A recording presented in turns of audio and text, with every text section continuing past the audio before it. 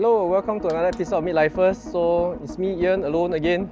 Prash is a bit busy, so today I have a surprise for you again. So the surprise is...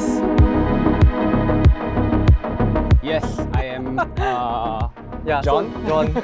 So Jon is on Instagram, Jon Chiang. Yes. He's actually Mr. Tilt Shift. He has gotten a lot of flack for his tilt shifting videos. For some reason, I Yeah. don't know why.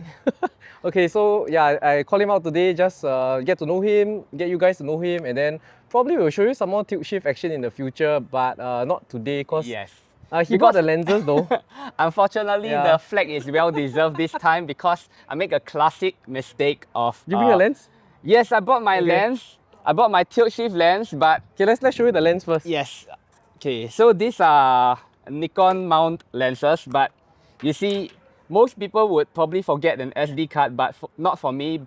I forget the adapters, yeah, for my lens because I'm using a Fuji GFX. So we can't And, do any shifting today. The Fuji GFX, of course, won't mount the Nikon F mount lenses without an adapter, so... We'll work it out. Alright, so these are the lenses, precariously balanced off the ledge. So Don't hope worry, we don't it's get quite too a excited. wide yeah, yeah. Okay, so yeah, maybe since we can't shoot the lenses, you want to just go through like what the lenses Sure. are and what's so unique about the lenses? This is my usual architectural lineup. I mainly shoot with a 15mm Laowa, 20mm, and a Nikon 35mm.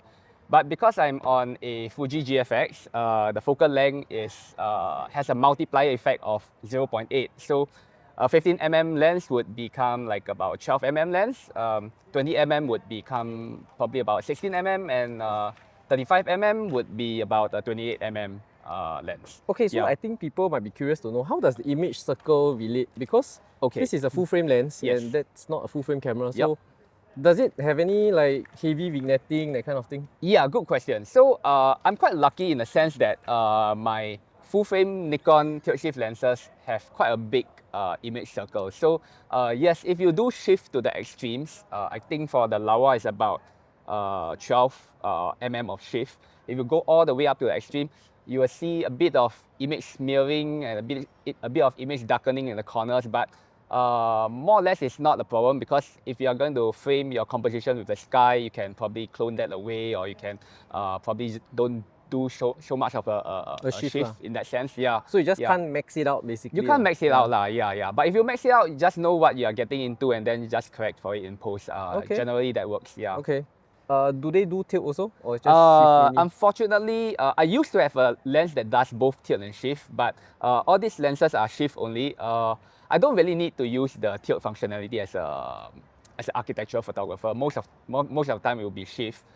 Tilt would probably be more of a creative effect kind of lens. You can get the miniature effect. Or rather, in the past when view cameras were kind of like the norm, people use tilt to actually increase the depth of field. Yeah, so it's like the swing lah, not really the tilt lah. It's the other it's way. like the swing, to actually increase your depth of field. It's a bit hard to demo over here. Yeah. Nowadays, this is more associated with like, I guess, the miniature effect. That would be the most popular kind of effect that comes out from the swing or the tilt mechanism. But actually it wasn't designed to be used to get the effect, right? No, it's it wasn't, actually to correct your focal plane. Yes, it's actually correct the focal plane in what is known as, I'm sorry, I'm going to butcher the term because it's a German term. It's called the Scheinflug or Scheinflug principle. But yes, don't bash me in the comments. Yeah, it's quite hard to pronounce and I can't really pronounce that word. But yes, basically it's to sort of like adjust your focal plane so that you can increase your depth of field. So if you are, let's say, shooting a landscape with, let's say you're shooting low to the ground and then you want to get like your foreground all the way to the horizon in focus, then you actually can tilt downwards or something, or you adjust your plane of focus such that everything will be in focus. But if you do it the other way, you get the miniature effect where you can sort of like create more like out of focus. Yes. areas. So you're the only one that I've seen that actually uses this to correct the geometry. So usually we just correct in post by like putting the points, then it'll correct. But actually, what's the difference between using a lens and actually doing it in post? Yeah, okay, good question. It's much easier to do it in post for sure, especially if you use a wide angle lens and then you just draw two straight lines. Or nowadays you can just press the auto perspective distortion correction button and then Lightroom or Capture One or what will do it for you. But with that said, there's a loss in resolution for sure, because when you correct your perspectives in post, you actually have to crop down. So when you do that, when you frame your picture, you need to make sure that you are shooting much wider than usual. And then you have to know that your resolution will be cropped, and as long as you are okay with those caveats, is fine. More or less, the effects are somewhat similar. But if let's say you are shooting for an architectural kind of job, your clients are more particular over their subject matter.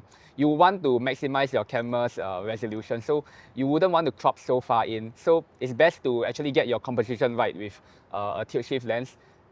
In that way, you can see exactly what you're framing, because when you shift up in camera, the perspectives are all correct already. You see, okay, this is how my composition is like, and you get the shot. But whereas if you were to tilt upwards or downwards with a wide angle lens, you may not get the composition you want, especially if you crop in and then you realize, oh no, It's not I've enough. actually, my original picture wasn't wide enough, and then now the crop is too far in and I'm losing most of my subject. Yeah. Then that's something that you have to watch out for. Okay. Yeah.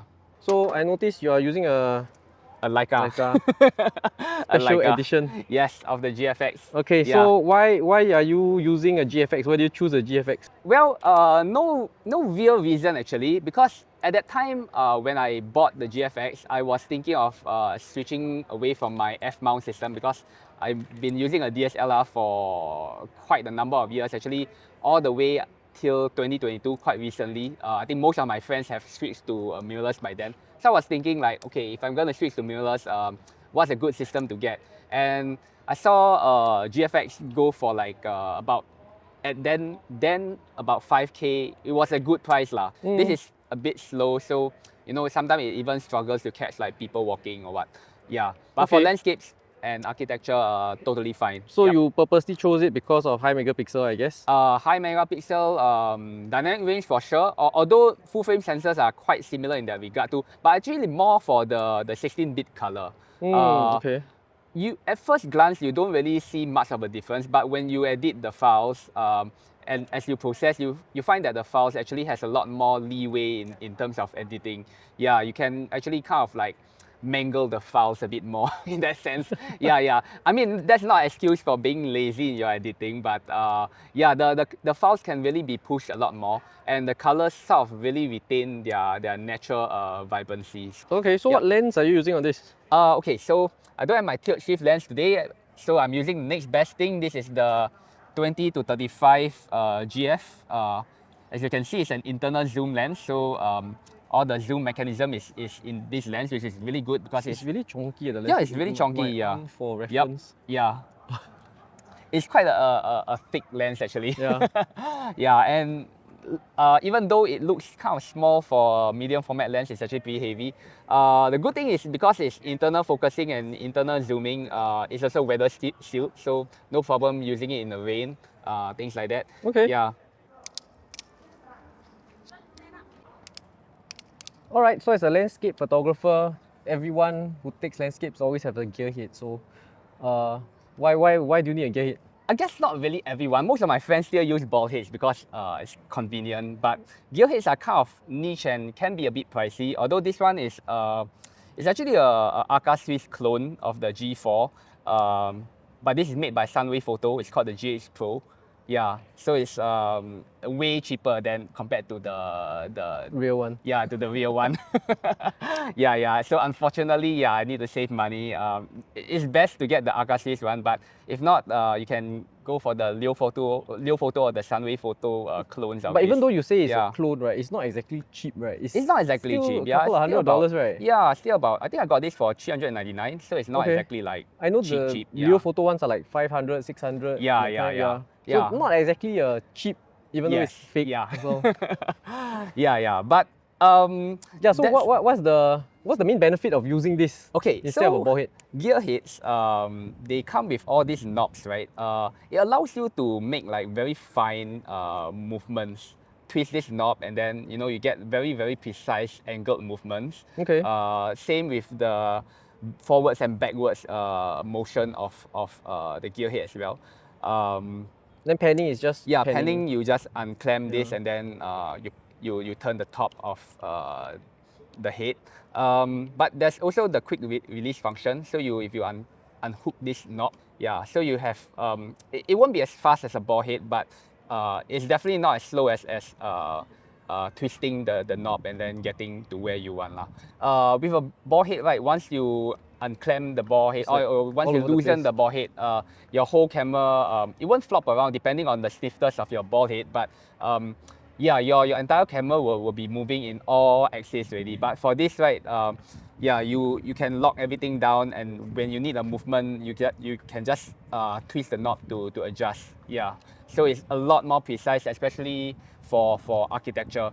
For landscape, I think it's still fine to use a ball head because generally landscapes you don't really require that much precision. But for architecture, yeah, I think that's very important. So this is a special print that we have done. So this is one of Jon's works. Yep. So we're gonna give this away to one of the viewers. He will choose. Yep. So if you want to like win this signed by him, you can just comment down in the comments saying that you want a print, and he will pick the person based in Singapore.